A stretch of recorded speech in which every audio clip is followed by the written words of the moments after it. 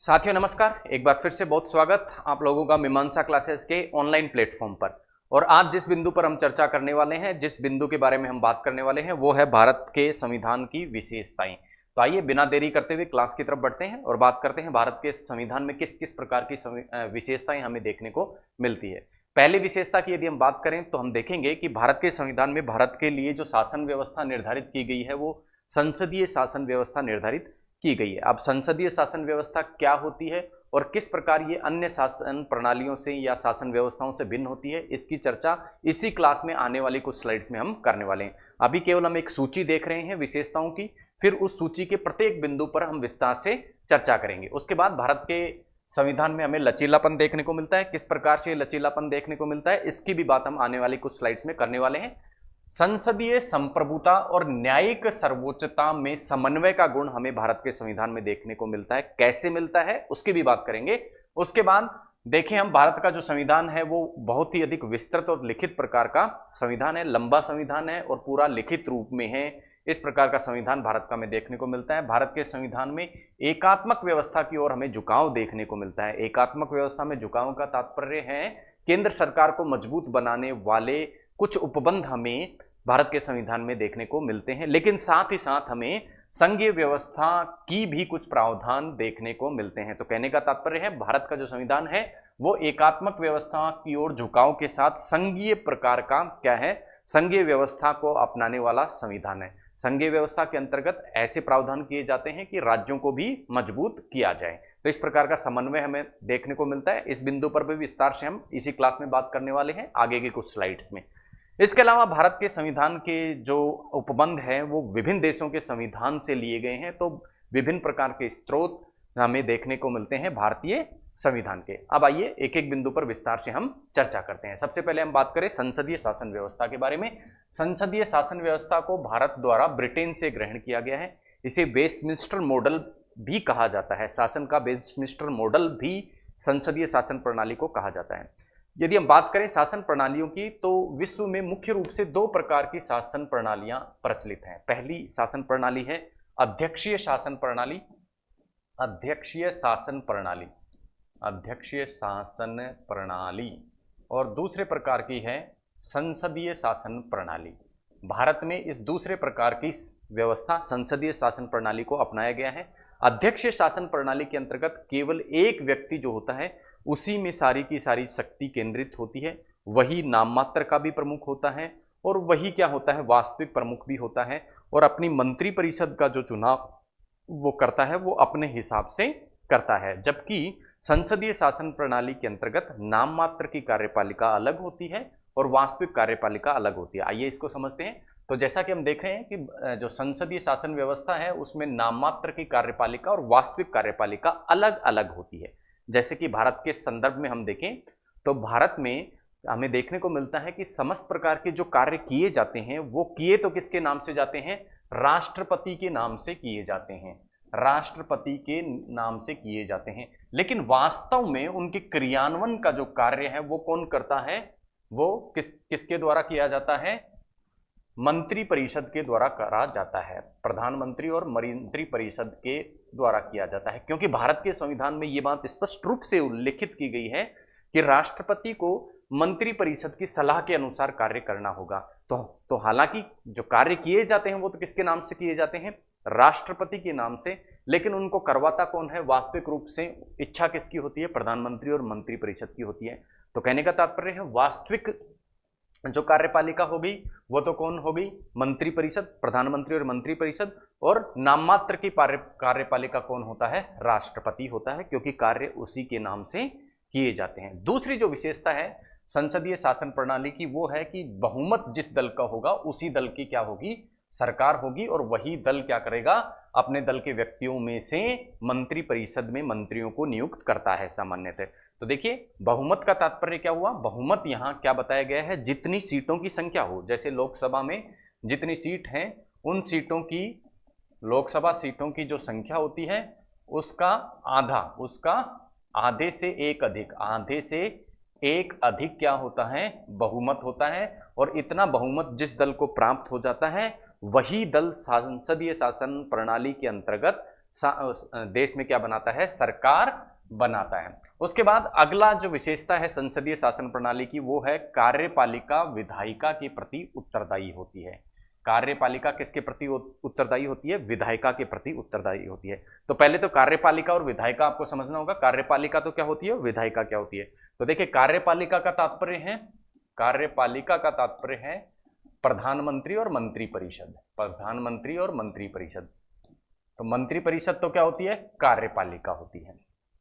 जबकि विधायिका क्या होती है, लोकसभा। जैसे विधायिका का तात्पर्य क्या हो गया, संसद, संसद का तात्पर्य है राज्यसभा प्लस लोकसभा, ठीक है। और मुख्य रूप से हम इसको किसके लिए क्या लिख सकते हैं, लोकसभा, क्योंकि सरकार जो चुनी जाती है, मंत्री परिषद जो होती है वो लगभग क्या होती है, लोकसभा के प्रति क्या होती है, उत्तरदायी होती है। तो विधायिका का तात्पर्य हम क्या लगाएंगे यहाँ पे, लोकसभा। तो ये जो कार्यपालिका होती है ये विधायिका के प्रति उत्तरदायी होती है। क्यों, किस प्रकार से उत्तरदायी होती है, क्योंकि संसद को या विधायिका को कार्यपालिका को कार्यों का क्या देना पड़ता है, विभिन्न माध्यमों के से क्या होना देना पड़ता है, हिसाब देना होता है। जैसे बजट, ऐसा नहीं है कि मंत्री परिषद अपने अनुसार बजट को पारित करवा लेगी या अपने अनुसार किसी भी बिल को पारित करवा लिया जाएगा। किसी भी बिल को पारित करवाने के लिए या किसी भी महत्वपूर्ण प्रस्ताव को पारित करवाने के लिए कार्यपालिका को उस प्रस्ताव को कहाँ रखना पड़ता है, संसद में रखना पड़ता है, अर्थात विधायिका में रखना पड़ता है। तो इस प्रकार मंत्री परिषद अपने कार्यों के लिए किसके प्रति उत्तरदायी रहती है, विधायिका के प्रति उत्तरदायी रहती है। ये एक महत्वपूर्ण विशेषता है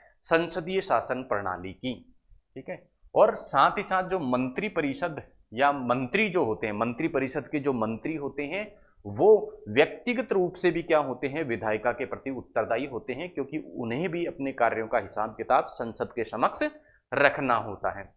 इसके अतिरिक्त हमें विधायिका और कार्यपालिका में यहाँ सहयोग देखने को मिलता है। अब विधायिका और कार्यपालिका में सहयोग क्यों देखने को मिलता है, इसका क्या कारण है भाई संसदीय शासन प्रणाली में, क्योंकि संसदीय शासन प्रणाली में हम देखते हैं कि बहुमत वाले दल की क्या होती है, सरकार। बहुमत जिसके पास है उसकी क्या बन जाएगी, सरकार बन जाएगी।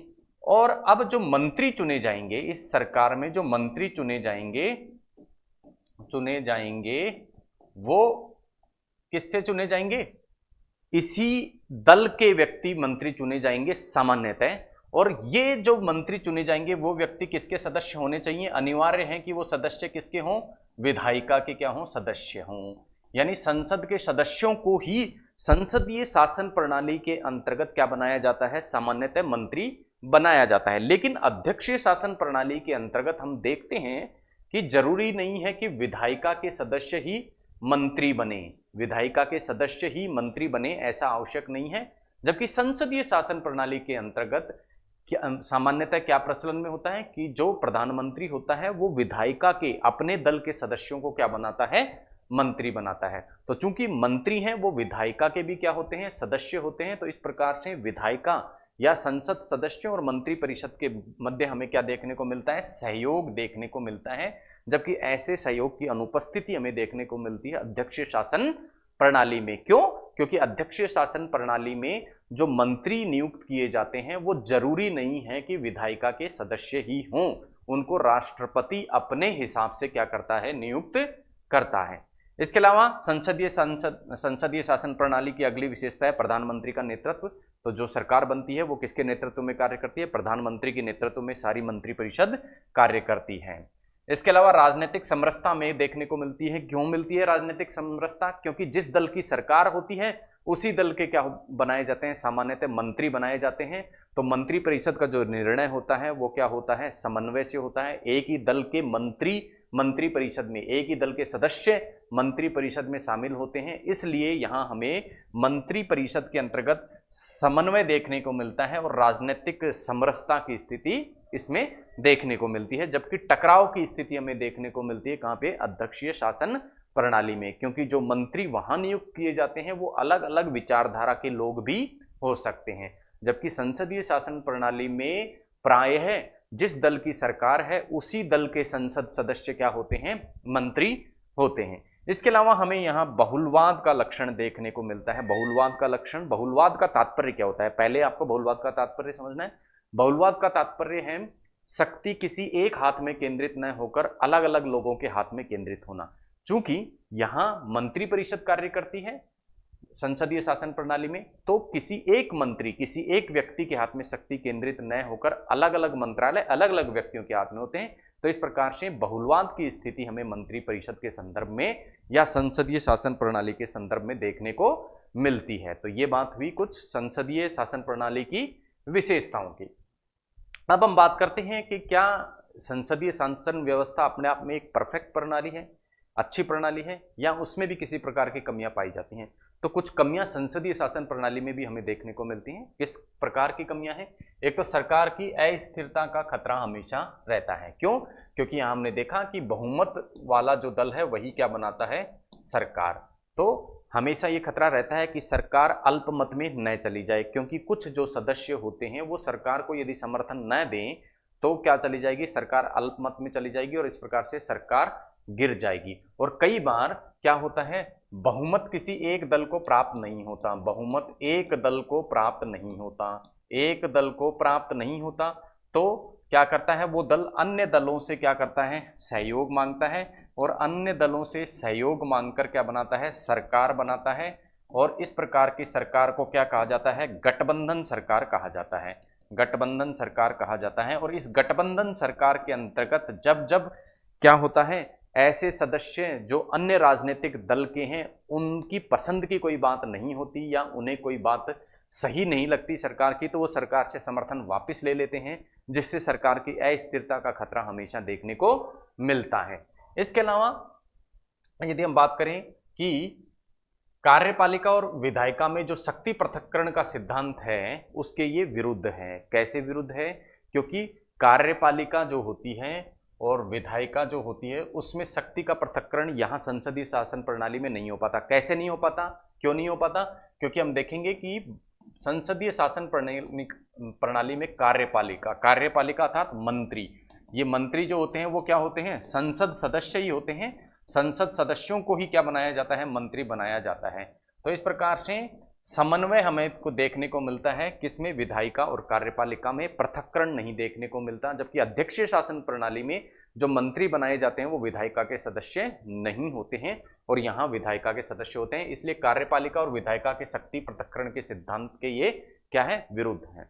अब अगली महत्वपूर्ण चीज, महत्वपूर्ण कमी जो संसदीय शासन व्यवस्था के अंतर्गत हमें देखने को मिल सकती है वो है मंत्रियों में विशेषज्ञता ना होना। जैसा हमने बताया कि अध्यक्षीय शासन प्रणाली, जो अध्यक्षीय शासन प्रणाली होती है, उस अध्यक्षीय शासन प्रणाली में जो मंत्री होते हैं वो क्या करता है? राष्ट्रपति किसी भी व्यक्ति को, राष्ट्रपति किसी भी व्यक्ति को क्या कर सकता है? मंत्री नियुक्त कर सकता है। जरूरी नहीं हो कि क्या हो, वो व्यक्ति विधानमंडल का या विधायिका का सदस्य ही हो। जबकि संसदीय शासन प्रणाली में विधायिका के सदस्यों को ही मंत्री बनाना होता है। तो एक लिमिटेशन हो गई। लिमिटेशन मतलब जैसे हम बात करें लोकसभा की तो 543 सीटें लोकसभा में है, तो इन 543 लोगों में से ही किसी ना किसी को मंत्री बनाना पड़ेगा। और यदि अध्यक्ष शासन प्रणाली होती तो क्या होता? जरूरी नहीं है कि इन 543 लोगों में से ही कोई व्यक्ति मंत्री बने। भारत की जो पूरी जनसंख्या है, पूरी की पूरी जनसंख्या 125 करोड़ की जो जनसंख्या है उनमें से किसी भी व्यक्ति को राष्ट्रपति अपने हिसाब से मंत्री बना देता। यदि किस प्रकार की शासन व्यवस्था होती? अध्यक्षीय शासन व्यवस्था होती है। तो इस प्रकार के लिमिटेशन हमें कुछ देखने को मिलती है संसदीय शासन व्यवस्था के अंतर्गत। अब सवाल ये उठता है कि अध्यक्षीय शासन प्रणाली और संसदीय शासन प्रणाली, दो प्रकार की शासन व्यवस्थाएं प्रचलित में थी।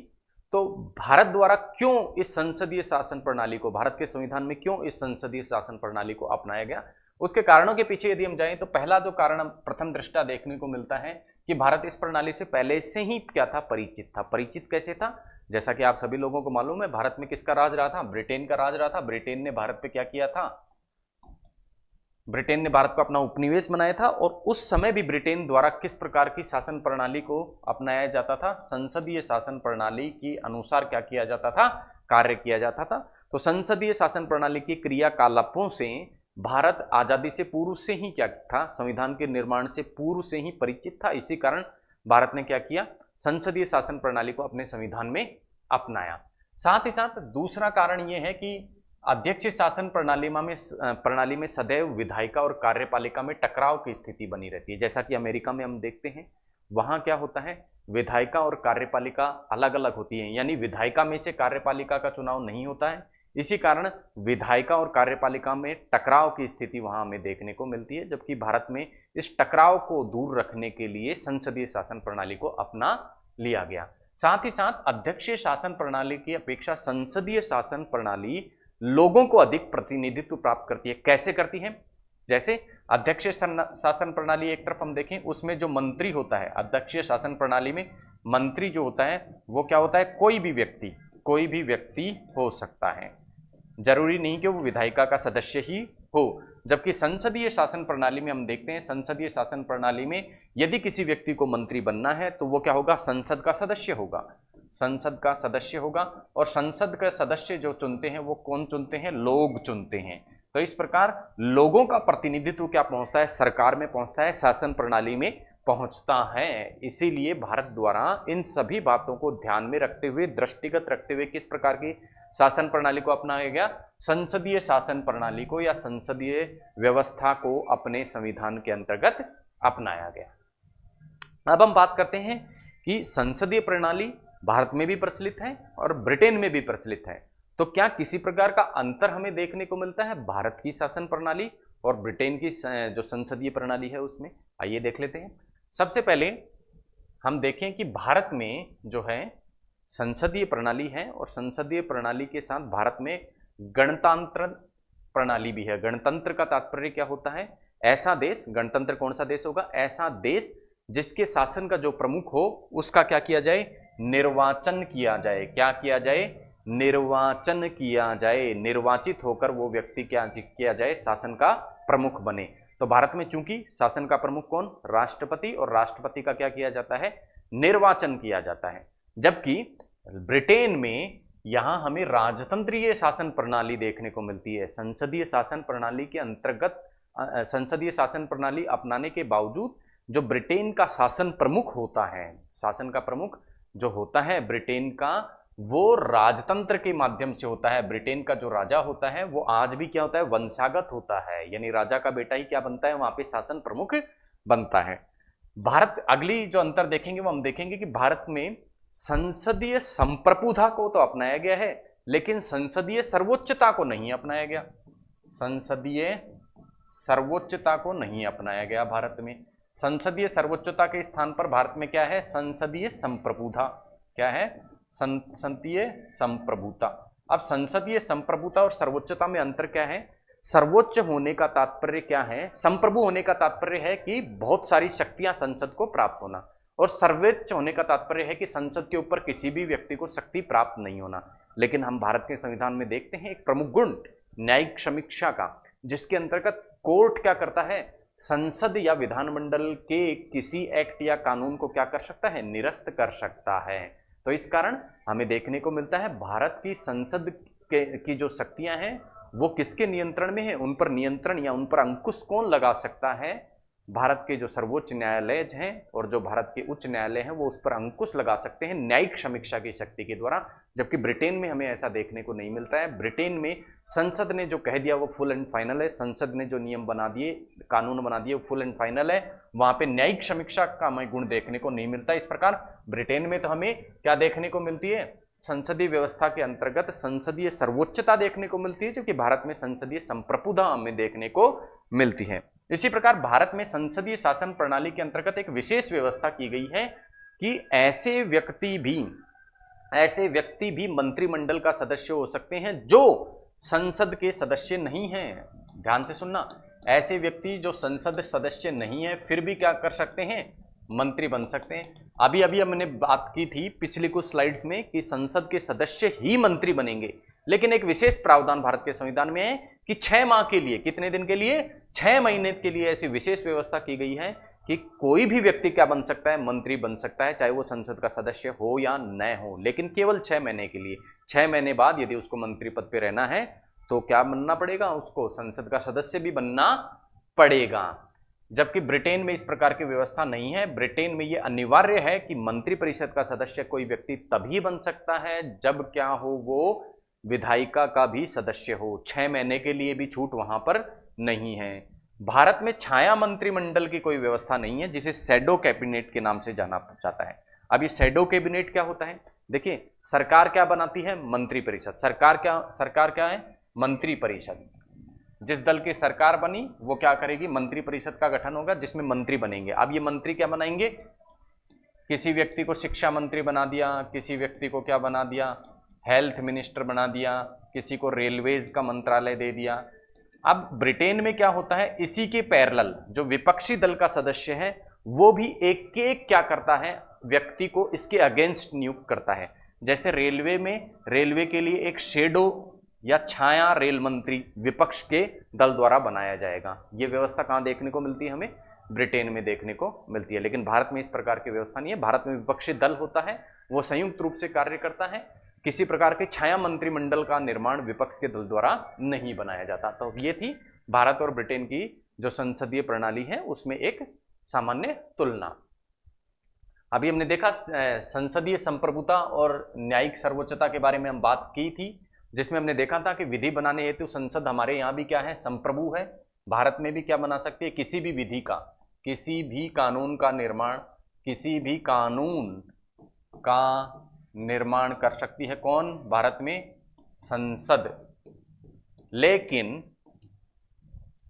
न्यायिक समीक्षा के माध्यम से उस विधि की संवैधानिकता की जांच न्यायालयों द्वारा की जा सकती है। तो इस प्रकार से भारत में हमें संसदीय संप्रभुता के साथ न्यायिक सर्वोच्चता में समन्वय देखने को मिलता है। ऐसा नहीं कि कोर्ट ही सर्वोच्च है और ऐसा भी नहीं है कि संसद भी क्या है, सर्वोच्च है। तो इस प्रकार से एक समन्वय का गुण हमें देखने को मिलता है, जो हमें ब्रिटेन की प्रणाली में अनुपस्थित देखने को मिलता है।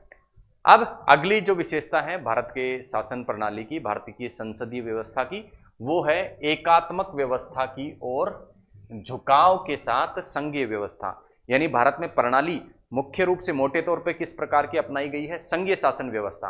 अब ये संघीय शासन व्यवस्था और एकात्मक शासन व्यवस्था क्या होती है, पहले तो उन्हें समझना है, क्योंकि इस विशेषता को हम तभी समझ पाएंगे। सबसे पहले एकात्मक व्यवस्था। एकात्मक व्यवस्था किस प्रकार की होती है, ऐसी शासन प्रणाली, एकात्मक शासन प्रणाली ऐसी कौन सी शासन प्रणाली होती है जो कि संघ की सरकार को क्या बनाए, मजबूत बनाए जाए। ऐसे उपबंध जो संघ की सरकार या केंद्र सरकार को मजबूती प्रदान करे वो क्या होते हैं, एकात्मक लक्षण होते हैं या एकात्मक व्यवस्था होती है।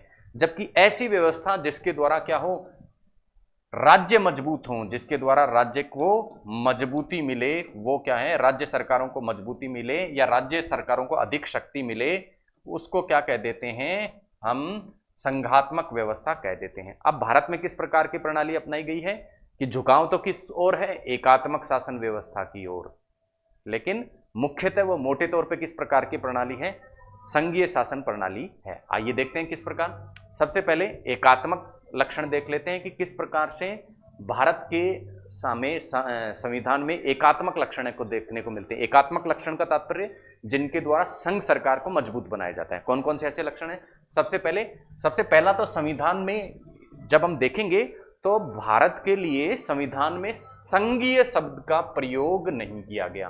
ठीक है, संघीय शब्द का प्रयोग ही भारत के लिए नहीं किया गया। जबकि किस प्रकार का, राज्यों के संघ, राज्यों का संघ, भारत किस प्रकार का होगा, राज्यों का संघ होगा, राज्यों का संघ होगा। अब देखिए संघ की यदि हम बात करें तो राज्यों का संघ का भारत राज्यों का संघ होगा। इसका तात्पर्य क्या है कि भारत से ये राज्य अलग नहीं हो सकते, कभी भी राज्य अलग नहीं हो सकते, और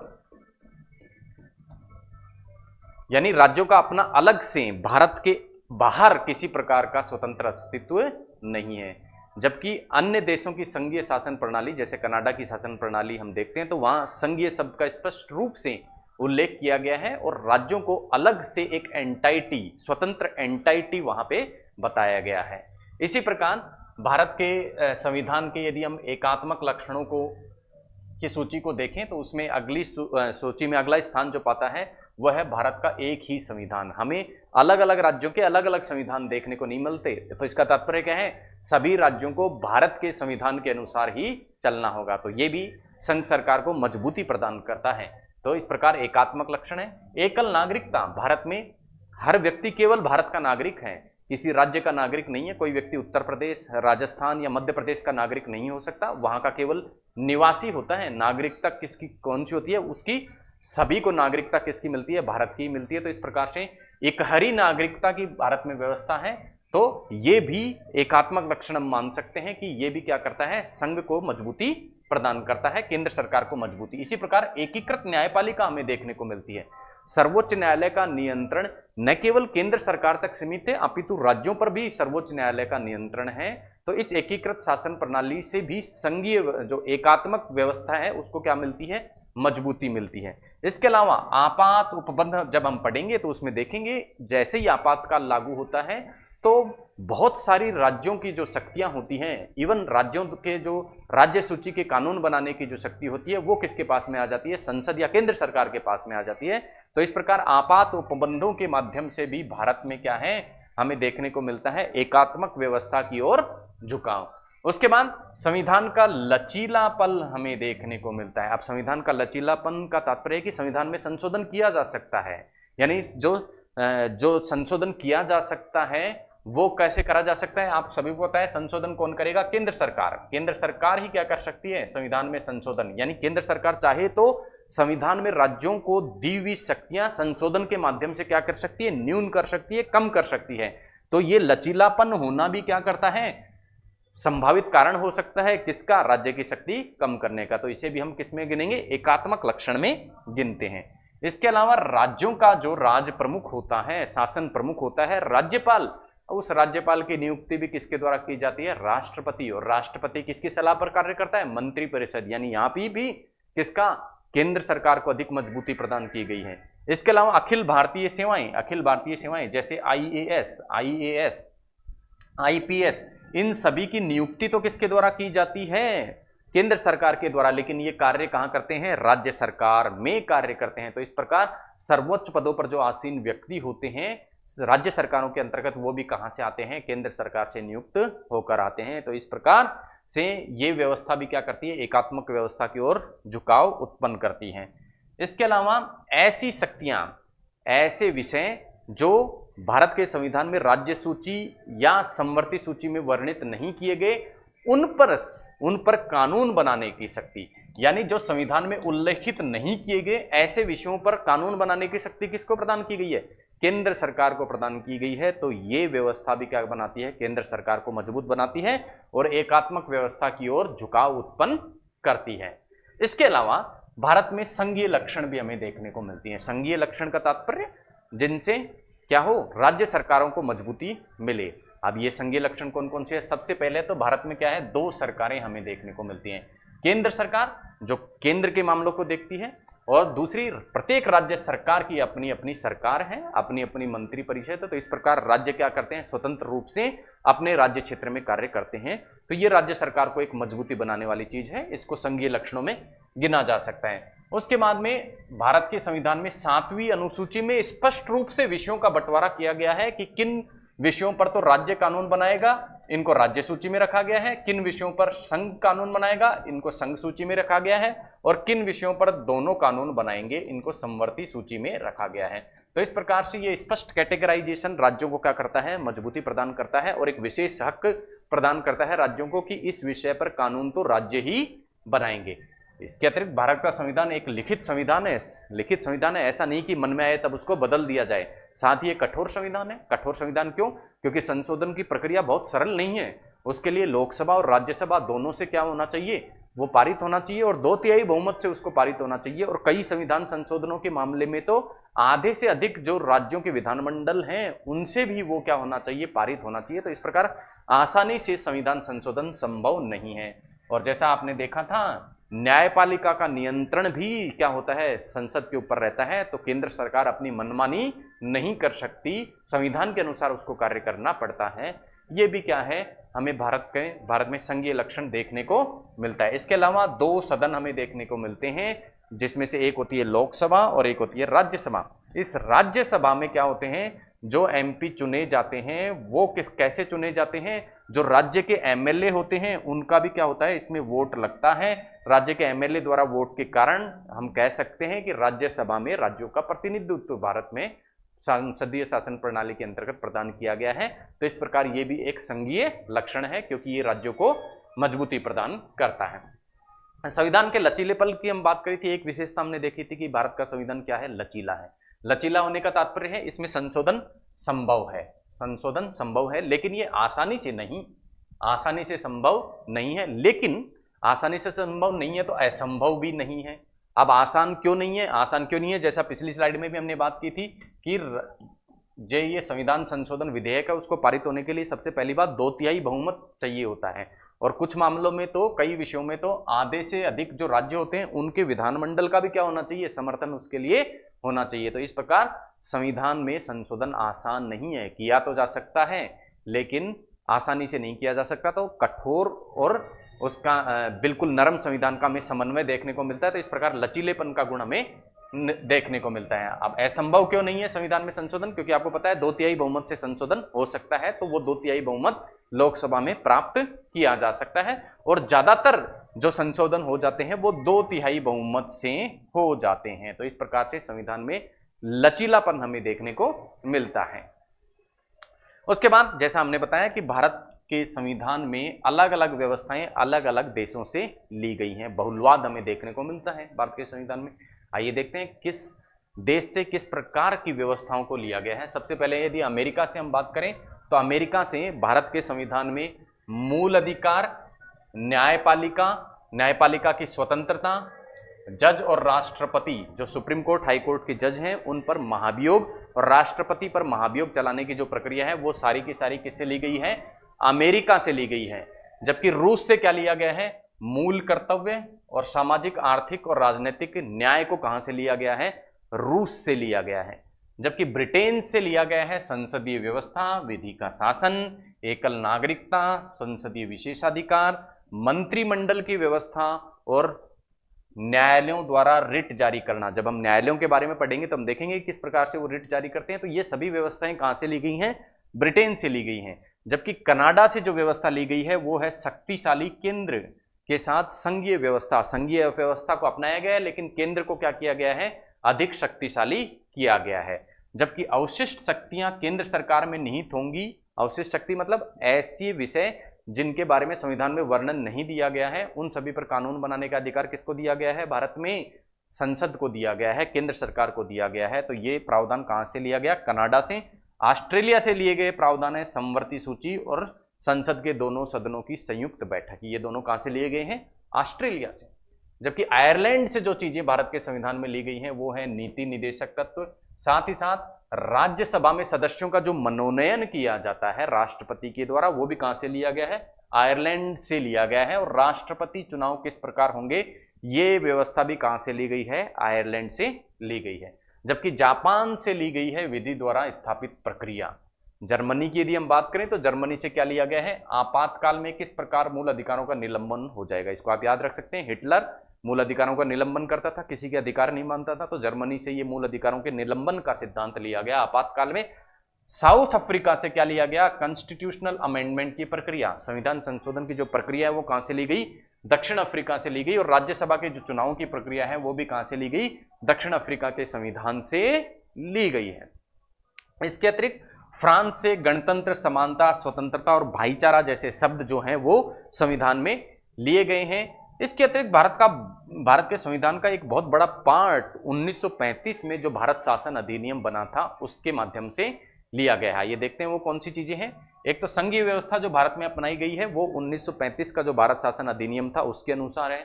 उसके अलावा राज्यपाल की व्यवस्था, न्यायपालिका, संघ लोक सेवा आयोग और आपात उपबंध और इनमें प्रशासन, ये सभी चीजें भारत शासन अधिनियम 1935 से ली गई हैं। तो इस प्रकार आज की क्लास में हमने भारतीय संविधान की समस्त विशेषताओं के बारे में चर्चा की, विस्तार से उनको देखा कि कैसे कैसे व्यवस्थाएं हमारे संविधान में की गई हैं, और अंत में हमने देखा कि कौन कौन से स्रोतों से भारत के संविधान में विभिन्न उपबंध लिए गए हैं। तो मिलते हैं अगली क्लास में एक नए टॉपिक के साथ में, तब तक के लिए धन्यवाद, जय हिंद।